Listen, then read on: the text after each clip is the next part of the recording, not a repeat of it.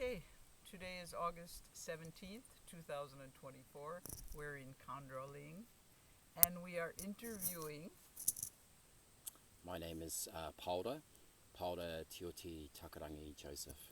Yeah, well, the full name, but Rinpoche used to know me as Paul when I first met him, and then I became more Māori, and hence the name Paora.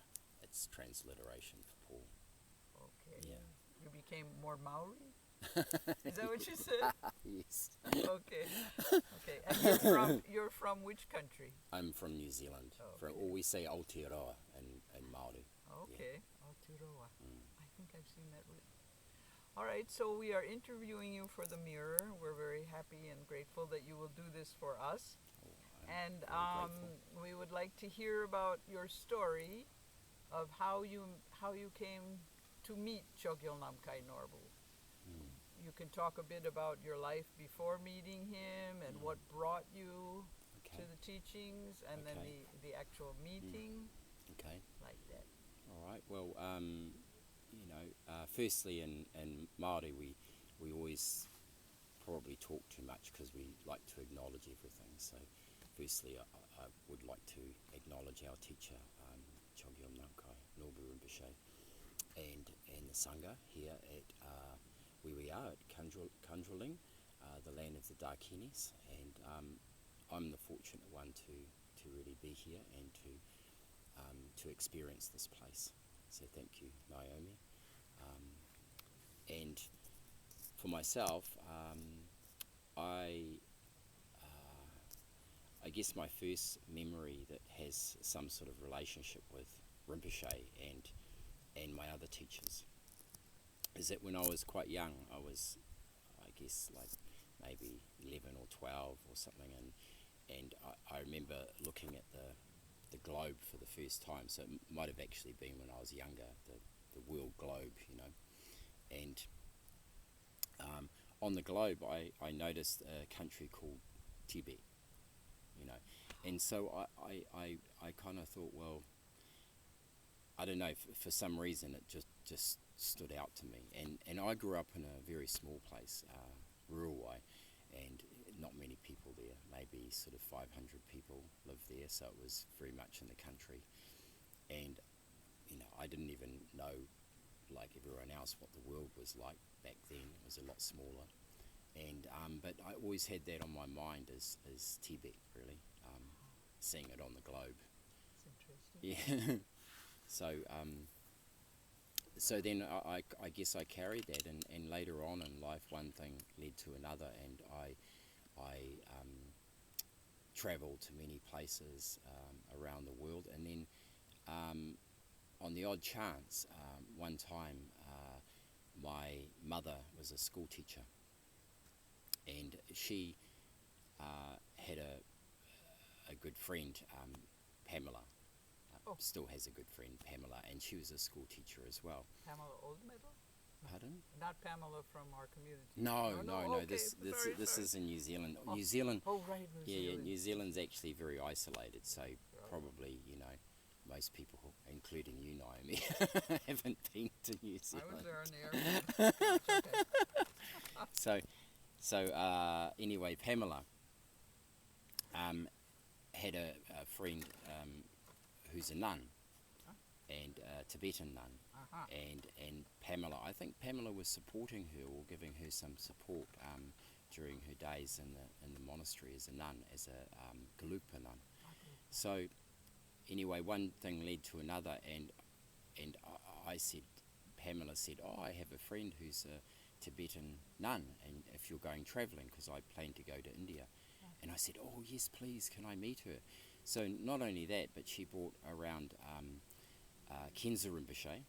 Khensa Rinpoche was from Amdo, and he was a Gelugpa Rinpoche. And he was living in New Zealand. Yeah, he was in New Zealand, and this was in 1986, and he ended up moving to New Zealand. He established a Gelugpa Gompa there and had many students, and he was a very, very lovely man. I was fortunate to spend some time with him, and he came to stay at our place where we lived on Waiheke for some time. And but also she brought another lama called Lama Kama Samten, who was Kama Kaju. Now, I was very happy I got to meet two Tibetans and a Tibetan nun, although she was Kiwi, at the dinner. And then I asked them, I said, oh, I'm travelling to India and Nepal, so where could I go? And they said, go to Kopan Monastery. Well, Khensa Rinpoche did. They actually, Khensa Rinpoche didn't understand any English at all at that time, and not much before he passed away as well. And both of them have passed away now. Lama Kama Samten, he's also passed, but he also had built a monastery in Gompa in New Zealand. So that's really the beginning, and I spent a lot of time, probably like a lot of other Westerners, at Kopan Monastery, and then when I came back, I got involved with the Kajupa lineage and Lama Samten. So I did my Nungdro with Lama Samten. What year was that approximately?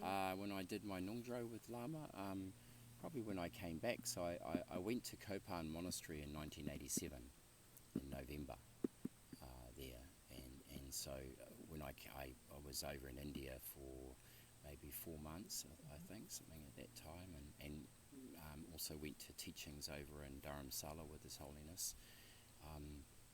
And then I came back to New Zealand and I wanted to continue, and so I went to the Kama Chögyal, which is the Gompa we had there in New Zealand, and I did my Nungdro with Lama Samten.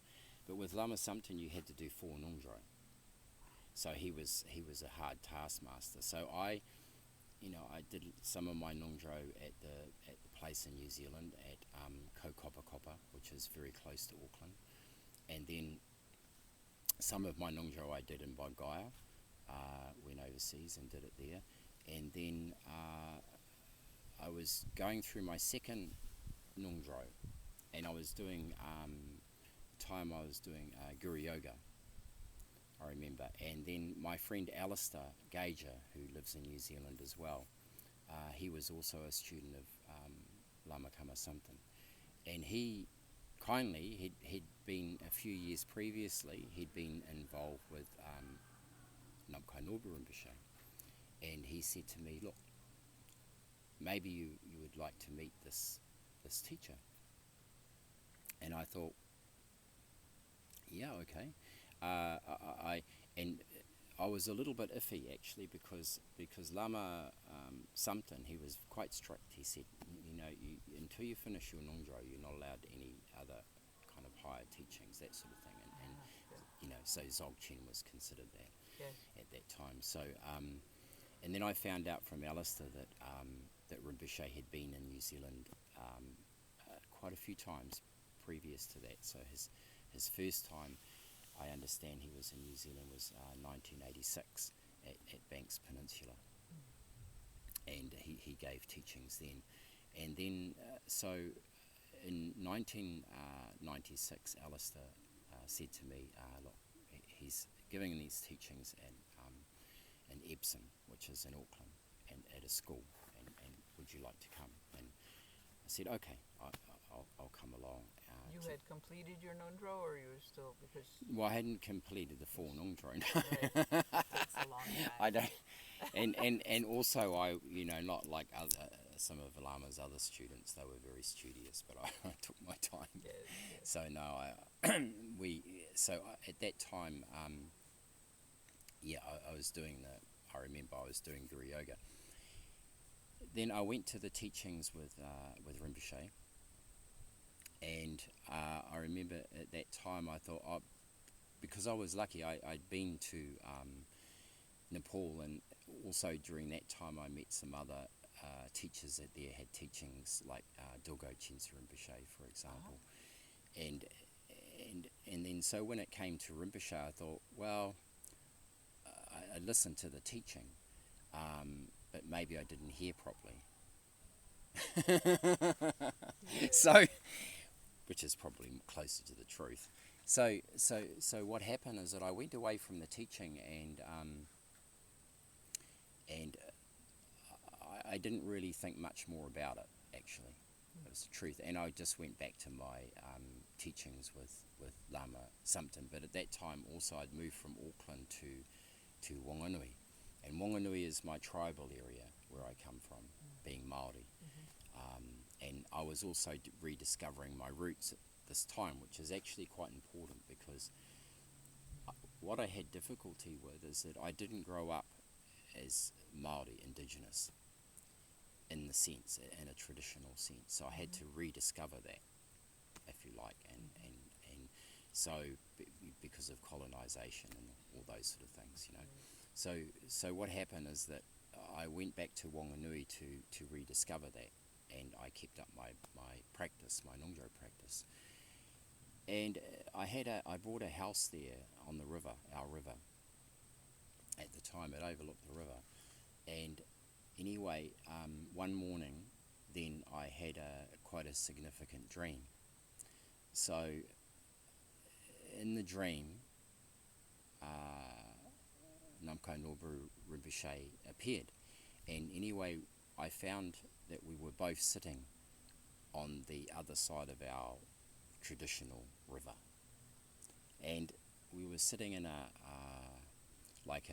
Nico thatched hut, which in traditional times in Māori we built our houses out of these trees, Nico trees. You'd need to go to New Zealand to see what they look like, but they're very beautiful trees. And we were sitting in the hut, and then we were overlooking the river. And Rinpoche clearly went through with me the 9-round breathing to begin with. And that's what I mean. In the teaching, I didn't really take a lot of notice, I think. I wasn't really listening, as I said properly. Yeah. And then we were doing the Guru Yoga. So he went through Guru Yoga with me on the river. And it was very clear. And then after that, he said to me, okay, in the dream, now we're going to fly the length of the Wanganui River. So and the Wanganui River is probably about 100 kilometres long, and traditionally we had many par sites along the river in old times where we used to live. And if you ever go to the Wanganui River, then it's all uncut bush. So much like here at Chögyal, you know, you can imagine that all these old trees here were never cut down, you know. So that's what the Wanganui River's like. So it's very elemental and primal. And so we flew down the Wanganui River, and then we flew back again past where we had been sitting. And then after that he said to me, okay, now we're going to Mount Kailash in Tibet. So then I remember, but before that, and this part's not really that clear now, and I didn't write anything down, so I don't know, but not that probably makes a difference. I probably wouldn't remember anyway. But so on the way we stopped and what I gathered that this was Italy, where we went first. And I'd never been to Italy until recently, actually, to Yeshi's teachings, and that was only a month ago or something, is it? June, so maybe 6 weeks ago. Yeah. And so that was my first time to Italy, and then so we went there because I remember this cobblestone street in particular in the dream, and then we went to Mount Kailash in Tibet, and I don't remember much about that at all, really. But recently, when the really interesting thing, so recently at the teachings with Yeshi, is that we went after the teachings, we got invited to a barbecue, and that was in my Italian. Castel del Piano. Thank you very much. Yes, Castel Castel del del Piano. Yeah. Yeah. And so we went to hosted a beautiful barbecue there with the practitioners who live there, and that was so kind of them. And anyway, after this barbecue, I remember walking. Oh, sorry, on the way to the barbecue, I remember walking down the street, and on the way back from the barbecue, and it was right in front of I think there was a restaurant there, and there were two churches facing each other in a square. And we were walking up the street, and then I thought, this feels like where we were. In your dream. In the dream, yeah, that feels like where we were, because I hadn't seen this type of street before. That was the feeling anyway. I was quite excited. I remember when I was walking back, and I'd really like to remember the name of the man. He was part Bhutanese, and he was recording. Svetko. Yes, Svetko. Yes, His mother, yes, Svetko hosted the barbecue. Yeah. That we had, and also he took care of the sound for Yeshi's teachings. So yes, so that was really the Rinpoche. I guess why I mentioning that story in particular about the dream is because when I was doing my Guru Yoga, it was only a piece of paper until I met Rinpoche. I understand. Yeah. So what I was reading on paper was and saying prayers, but then really. In the dream it was the first time that I guess that I recognised the nature of mind in that sense, and so the other interesting part about the dream is that when I woke up I was very excited. So I looked online and I thought, okay, now I need to go to this master. So I looked and I found out that there were some teachings in Australia, and this was at Namkhai. So when I found out that the teachings were at Namkhai, I booked the ticket straight away, and I think that would have been in at the end of 96. So went to Namkhai. So the interesting part about the dream is that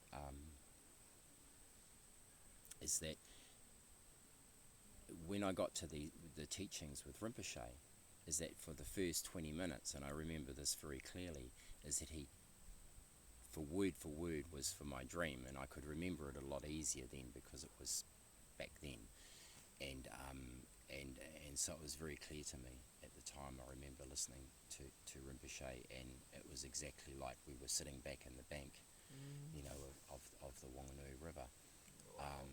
And so I guess like many of our Vajra brothers and sisters who have had similar experiences with Rinpoche and similar dreams, that's really what led me into the teachings with Rinpoche, Naomi, and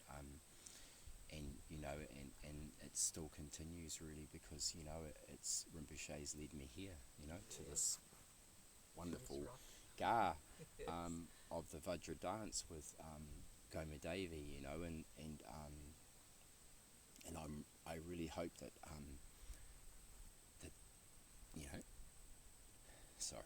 that the rest of our community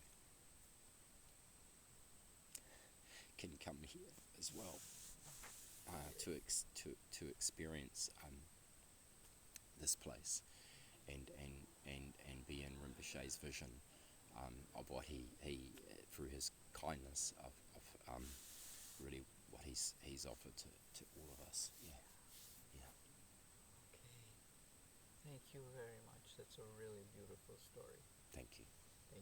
And we hope you come back to Khandroling I will. and spend time with us again, Oh, thank and you. invite some people from here to New Zealand to Yeah. understand your culture. Oh, thank you. Thank you. I end with a waiata. In Māori we say waiata, and this waiata in particular, it's sung quite often, but it's about, really it's about the truth, really. And they say the truth leads you to be in relationship with all things, and then out of that comes the compassion, and then out of that is born the community, or the marae, we say in Māori, which is a place where we live. So it goes, Mā waira e tauri mā te marae he waho nei. Mā te tika, mā te pono me te aroha.